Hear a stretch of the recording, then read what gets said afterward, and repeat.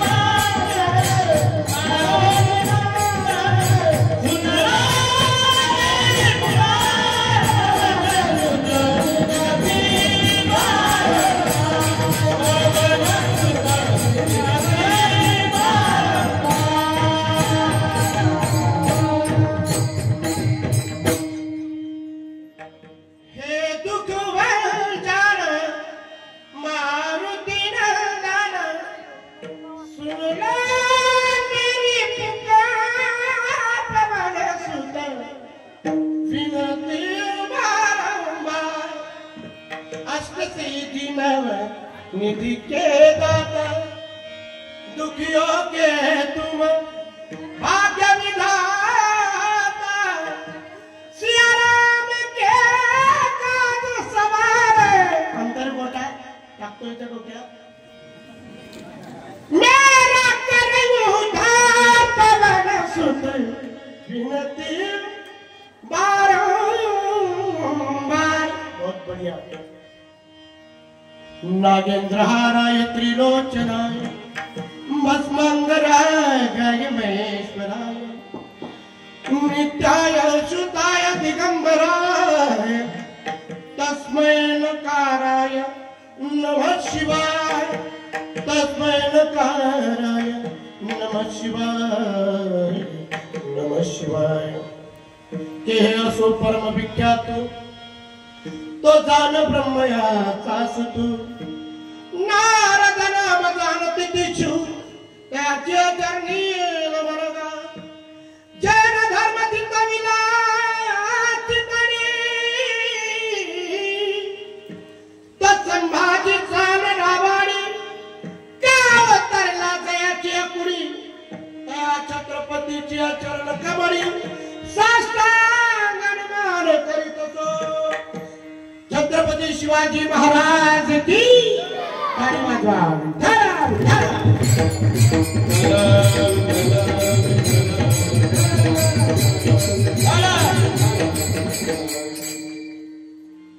साधा वया भट्टिकाज नाही लाज धरित ऐसी अशी शरण जावे शक्ती जीवे नवंची प्रस्तुत प्रसंगी आणि प्राप्तस्थळी कीर्तन सेवेकरता निवडलेला नव्हता वैराग्याचे महामेरू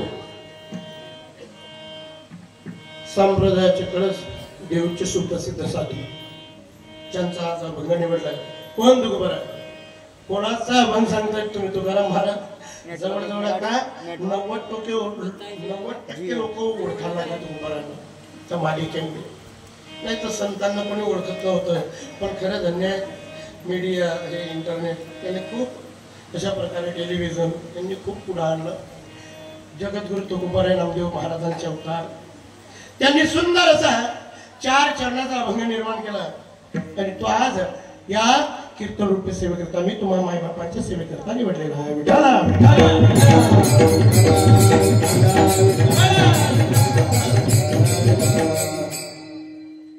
अभंग खूप सुंदर आहे पण अभंगावरती विवेचन करण्यात अगोदर थोडासा परिहार देणं गरजेचं आहे आवश्यक आहे महत्वाचं आहे कारण सर्वांना जरी माहिती असलं बहुश्रुत श्रोते मंडळी आहात तुम्ही सर्वांना माहिती आहे पण माझं सांगणं गरजेचं आहे कारण म्हणतात ज्याची खावी पुढे त्याची वाजवावी माझं तुमच्या गावात मी जेवण केलं त्याकरता सांगणं गरजेचं आहे रोजचेच कीर्तनकार सांगतात आपापल्या परीने तर दरवर्षाप्रमाणे याही वर्षी मोठ्या उत्साहाने या सप्ताहाचे आयोजन झालेलं आहे भव्य दिव्य असा सुंदर असा सभामंडप आणि हाही गच भरलेला आहे फक्त तिकडचा कोपरा खाली आहे तिकडे कांद्याचं रोप जर शिल्लक असलं तर पेरून टाकायचं कसं आहे तिकडे बाहेर मंडळी बसली आहे. मस्जिद मध्ये मुसलमान नमाज पढायला जातोच, बाहेर नमाज कोणीच पडत नाही. हे त्यांच्याकडून शिकणं पडेल. खरं जर म्हटलं ना तर आपला हिंदू धर्म जास्त वापरला. काय सांगतील ते? अरे आम्ही नाही सांगत, आपले बापदादे सांगून गेले. कमीत कमी ज्या ठिकाणी नियम पाळायचे ते पाळायचे.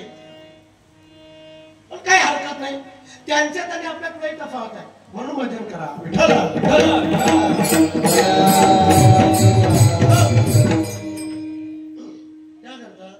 सुंदर असं हे एवढा सभा मंडप आमच्या गावातही नाही. काय सांगू, अशी लाज वाटतंय मला की तुमच्या गावामध्ये एवढा मोठा सभा मंडप आहे, आमच्या गावात अजून नाही. आता आम्ही पत्रांचं शेड उभं महाराज आले. आणि महाराजांची खरं तर म्हटली तर गुरुवर्य महाराजांची पाचपन महाराजांची कृपा आहे. 25,000 रुपये त्यांनी कन्फर्म केलेले आहेत. आता चालू आहे महाराष्ट्रात या सप्ताहामध्ये होईल. त्याकरता खरं तर म्हटलं ना आपलं काही जातं का, ज्याला स्वतःची सोडवणूक करायची असेल, परीक्षेमध्ये चांगल्यापैकी टक्के जर कमवायचे असले, तो विद्यार्थी कधीच असा झोप ठोकत नाही. नाही, त्याला रिझल्ट टक्केवारी काढायची, पर्सेंटेज आणायचा आहे, तो अभ्यासच करील. जे खरंच परमार्थात आपली सोडवून झालीच पाहिजे तिथे, इथे नाही. इथे काय करता, इथे तर नाही लोकांच्या मना मोडतो आपण, याला फसव त्याला फसव. तिथे आपलं जेव्हा रेकॉर्ड निघेल ना तेव्हा 0 पैकी 0 नको यायला पाहिजे. बस एवढी विनंती. माऊली सांगता टाकूली आपण करा सोडवून, बस. याच्या व्यतिरिक्त काहीच सांगणार नाही. कोणा पाहिलं स्वर्ग, कोणा पाहिलं नरक. काही नास्तिक मतवाले लोक असतात, हे आस्तिक आहे, काही नास्तिक आहे, सर्वच काही सारखे. त्याच्याकरता 5 बोटे सारखे नाही असं म्हणतात आपण व्यवहार. मग लोकांचा विचार तुम्ही कुठे मिळणार आहे, आणि त्यातल्या त्यात हिंदू लई मुश्किल आहे. असो सुंदर असं आयोजन महाराज. त्यांनी मला फोन केला, आमचे गुरुबंधू श्री हरिभक्तरायण पांडुरंग महाराज त्यांनी मला फोन केला. म्हणे महाराज कीर्तनाची तारीख. म्हटलं काही हरकत नाही भेटू. कसं आहे शेजारचेच आपण हे की नाही, फक्त 6 पाडवा गेला नाही तर काही. इथून तर मला एवढा टल्ला घेत आलो मी. इथले ते होते जवळच्या जवळ नदी, नाव जर असतं तर. असो महाराजांनी फोन केला, इथे आलो. मस्तपैकी मागच्याही वर्षी प्रसन्न वाटलं, याही वर्षी प्रसन्न वाटलं.